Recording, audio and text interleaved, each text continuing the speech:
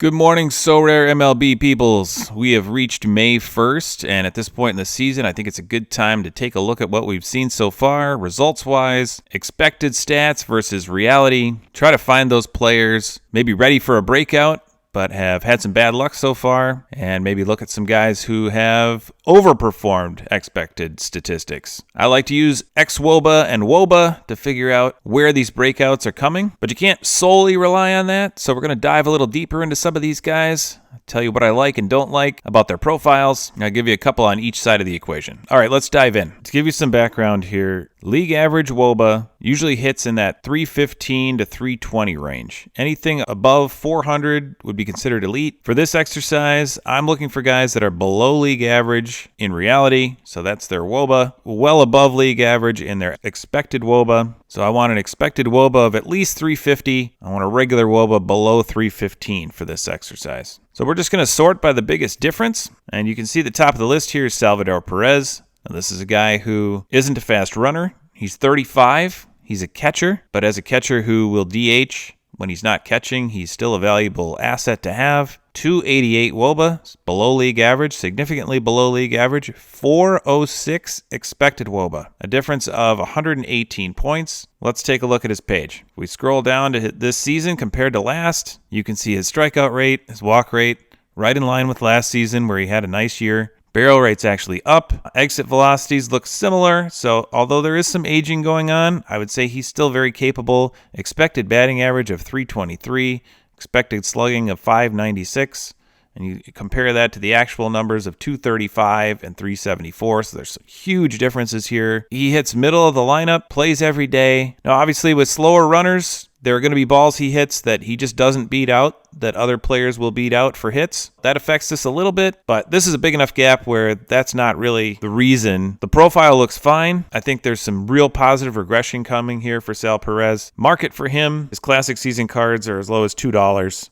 His in-season cards on Instant Buy are just $3.95, so if you have some credits, you can get him for about $2. Just kind of a plug-and-play gap filler and also somebody that is eligible at middle infield. These are valuable guys. Middle infield is the biggest hole to fill in most lineups. So if you need extra filler for your lineups, this is a guy that can give you something. As the weather heats up, his bat will heat up with it. One to consider, Sal Perez.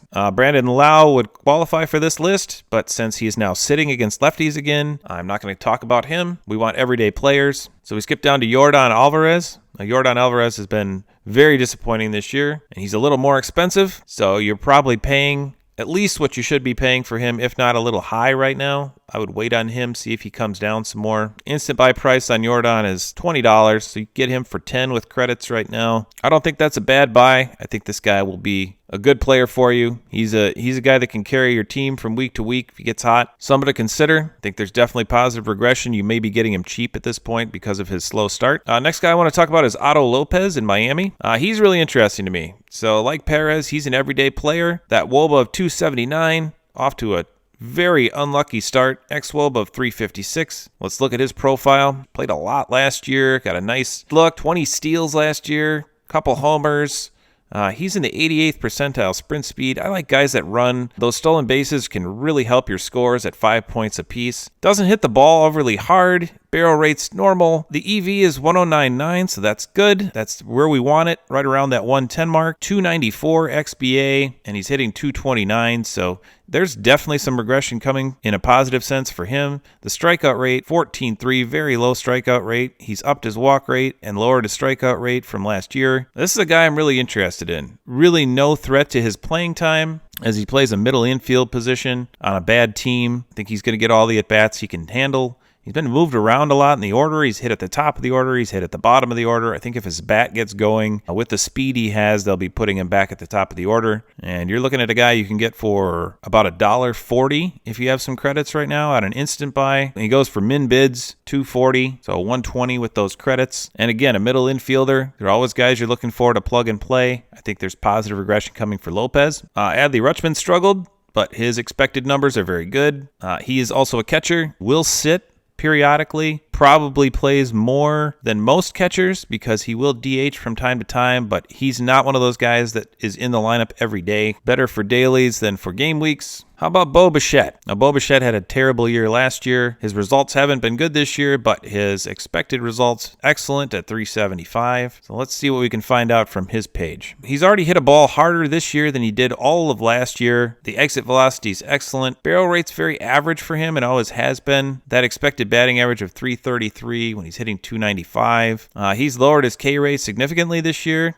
Walk rate's a little too low for my liking, but this is a guy that just makes great contact, great natural hitter. He's had some nice years, and at 27, I don't see why he couldn't have another great year. Everything in this profile looks pretty good to me, other than that walk rate. And I think a lot of guys early in the year, the walk rates are a little low because they're pressing, probably trying to do too much as they get settled in. They'll start taking more pitches, working at bats. And he's a guy who could certainly have some success. Shocking, he doesn't have a home run yet. This is definitely a buy low opportunity on him. Try to get him at auction. Past season cards as low as $555. If you have credits and want an instant buy, $450. And again, middle infield, another player you can try to throw in. This is the age 27 season where a lot of players had their best years. I wouldn't be surprised if he gets it going real soon. Yeah, with him, you can see it's a terrible year last year. He had a couple injuries, 300 at bats, 225, 4 homers. But the year before that, hit 306, 20 homers. This could be a real bounce back for him. I'm absolutely interested in Eric Wagaman if he ever gets a card. Doesn't have one yet. Mike Trout would qualify for this. Now, he's dealing with an injury again. Has some knee soreness. Didn't play yesterday, so we'll have to monitor that. 307, Woba to start the year. Had a nice start, and he's kind of cooled off. K rate's too high. Walk rate's good, but striking out 30%. That's not the Mike Trout I know. 373 ex-Woba, though. Now, he's 33 now. He's not going to reclaim this glory that he had in his early to mid-20s into his late 20s when he was the best player in baseball. He's obviously on the downside now, but still hitting the ball really hard. Barrel rate's always been spectacular for him. That 577 expected slugging puts him top 10% of the league. It's just a matter of he's striking out a lot. He's not walking as much even as he did last year. And again, this could be early season stuff. He's pressing. He's trying to carry this offense, doing too much. I think as we settle in, he'll get better, assuming he can stay healthy, which is a big if with Mike Trout. He's had a lot of injuries over the last couple of years. But that 179 average is going to get better. That 726 OPS is going to get better. And I wouldn't say he's necessarily cheap, especially for a guy with this kind of injury risk. But we are talking about Mike Trout here. And with credits, you can get him for under $8. All right, let's do like 2 more. Adolis Garcia with the Rangers. Currently a 301 WOBA, but a 358 expected. Let's take a look. The K rate's actually gone down. Walk rate's a little low. Still hitting the ball hard. Barrel rate's great for him. Always has been. And he's a streaky bat. We'll want to watch him when he gets hot. As of right now, looks like he's slumping a little bit. You might be able to get a deal before he gets his next peak. A lot of peaks and valleys. The breakdowns here on StatCast show you their hot streaks and their cold streaks. And of course, this is why my model incorporates all these things so heavily, because this is how baseball works. And a lot of players are just like this guy. They'll have their hot streaks, and then you'll see them fall off. Then they'll get hot, then they'll fall off. So it's a roller coaster, and you just got to ride the highs and get off when they're on their low streaks. And of course, that's what our model points out. But for this guy, I would expect him to get back to what he's been doing for the last couple of years. He is 32, so he's probably starting his decline, but obviously still able to hit the ball hard, still running a little bit. Sprint speed isn't what it used to be, and he doesn't steal as many bags as he used to, but the power is definitely still there, and he's going to be an everyday bat in the middle of that Rangers lineup. $2.25 with credits for an instant buy. Wow. All right, last one, and I'll get to some overperformers. Okay, well, this last guy doesn't specifically qualify for the parameters I set up ahead of time, but I'm going to talk about Dylan Cruz. Now, Dylan Cruz has a really low WOBA of 262, but he's looked quite a bit better in the past couple weeks. 328 ex-WOBA, above league average. Not a lot above league average, but I think he's getting there. This is a young player. He was the number 2 overall pick a couple years ago. Got a little cup of coffee last year and kind of struggled, and he's gotten off to a slow start this year, but then kind of turned it up recently. I like him for a couple of reasons. First of which is his sprint speed, 96th percentile. He's on a team that likes to run. He's already stolen 6 bases this year in a month. The barrel rate at 15%. More than double league average. Max exit velocity of 111 tells me he's got good power. I think the on-base percentage and the batting average are both going to increase as the season rolls on. And again, I think he's probably pressing a little bit. That's why the walk rate is so low and the strikeout rate's a little too high.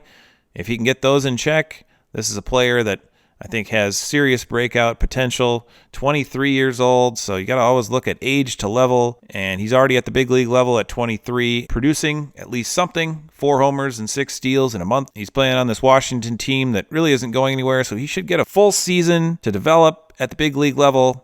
He'd have to really struggle at this point, I think, to get sent down. So I think this is a safe pickup for you. Now, there's definitely some hype surrounding this guy, so he's a little more expensive than some of the others. And of course, he hasn't proven it yet, but I think it's in there. And those steals are huge for you, especially if you can find a guy that can hit for some power and steal you some bases. Those are the guys we're looking for. Looks like the instant buy is $13.53 right now, so if you've got some credits, another guy you can get around that $7, $6 or $7 mark. I bought mine at auction. I got it for about $10 about a week ago. All right, turning to some guys I'm selling on. These are guys that are above 350 with the WOBA, but below 315 with the expected WOBA. All right, first guy I want to talk about is Hunter Goodman. He's just on a roll right now. He has played every game since April 13th, either as a catcher or a DH. Absolutely awful Rockies lineup. Rockies actually have a couple guys hitting right now, which is crazy. Usually nobody hits on this team. But Goodman, the 11th best hitter over the last 7 days. Is it sustainable, though? That's what we're trying to find out. He does play his home games in Coors Field, which is nice, but the numbers don't look good. I would say he looks better than he did last year, where he had a 28% K rate and a 4% walk rate, so he's improved both of those. Those are mediocre. A lot of soft contact. For a guy that hits the ball this hard, having an average exit velocity in the 88 range is not good. And that expected slugging of 396 will get him out of Coors Field. Feel like he's probably going to lose some of this production. I think this is a guy you can definitely play at home, and he's not terrible. He's just not as good as the numbers have suggested that he is so far. Definitely on a hot streak, though, so I wouldn't be afraid to get him in while he's hot. But the Rockies are now leaving Coors for a series in San Francisco, so I'd be a little hesitant. Lower your expectations with him. Still cheap if you want to take a crack, though, and these Rockies players do get that Coors Field advantage half their games. $2 on the instant buy. Might be worth a flyer, actually, at this point. Bryson Stott's been hot, but he's not an everyday player. He's still a platoon. Sits against left-handed pitching. Wow, so Goodman's actually the only guy that qualifies for this. Big enough gap between his WOBA and expected WOBA. Big enough gap down. You can see Andy Pages on this list. Now, Pages has really been hitting lately. He may be breaking out. Good speed. They don't run a whole lot in LA because when your lineup's that good, there's no reason to try to steal bases. Somebody's just going to hit a bomb behind you in the order. He's increased his walk rate a little bit. Did hit a ball 112 last year, so it's in there. He's still only 24. I think they want him to succeed. They seem to be giving him a long leash here, but he's certainly not the 390 WOBA that he's been so far this season. He looks like he should be more like a league average bat at this point. But the defense is great. It's going to keep him in the lineup. LA doesn't need his bat to do a whole lot since they have so many great bats in their lineup, and he definitely plays almost every day, if not every day. He went through a stretch where he got a couple days off, but since the beginning of the season, he's really only missed 3 games and currently very hot. Second best hitter over the last 7 days. You can expect him to stay in the lineup on a regular basis. They actually moved him up in the order to 5th last game. And when you get hot, you get expensive. So I would say this is definitely an overpriced guy. I would not be going and spending $10, even $10 with credits on Andy Pages until he proves it for a longer period of time. Luis Arraez, really interesting profile. He always has been. So this is a guy that can basically hit any pitch, has a great eye at the plate, squares things up, but just doesn't have a lot of power. Rarely barrels anything, but hits everything. So he never strikes out. 1.9% strikeout rate, top 1%. So I think he probably has the least strikeouts per at bat in the whole league, but he doesn't walk either. So it's a really, really interesting profile. I don't know how valuable this guy really is. Yeah, he can hit the ball. If you need somebody to put the ball in play, he's your guy. But it's a lot of weak contact. It's no power. And right now, he's had some good luck so far this year. He could be all the way down in that 282 range. I don't think this profile ages well. So this is not a guy I'm interested in picking up. And let's give you one more. How about Alex Bregman? I've been down on Alex Bregman over the years. I think signing in Boston was really good for him, being a right-handed hitter at Fenway. He banged doubles off that big wall in left field. He's obviously been off to a great start this year, hitting 328, 7 bombs, 985 OPS. He's good. He's real good, but he's not 426 good. He's looking more like 370. I think 370 would be an excellent year for him. He hasn't been that good since his first couple of years in Houston. K rate's increased this year. He's being aggressive. Walk rate's up 2. This is the best average exit velocity he's had in a long time. His barrel rate's the best it's been in a long time. So he could have made some changes to his swing. I like him. I think you definitely play him. And obviously he's been great, so I would keep rolling with him. But I think he's going to regress a little bit negatively here. Still 370, well above league average. Keep playing your Bregmans. I just think he may be an overpay right now, as hot as he's been to start the season. And yeah, actually not bad. So 1466, I don't think that's a terrible price for him. He's going to be in there every day, hitting at the top of that Boston order. I think he's been hitting third most of the season, second or third. And again, good home park to hit in for him.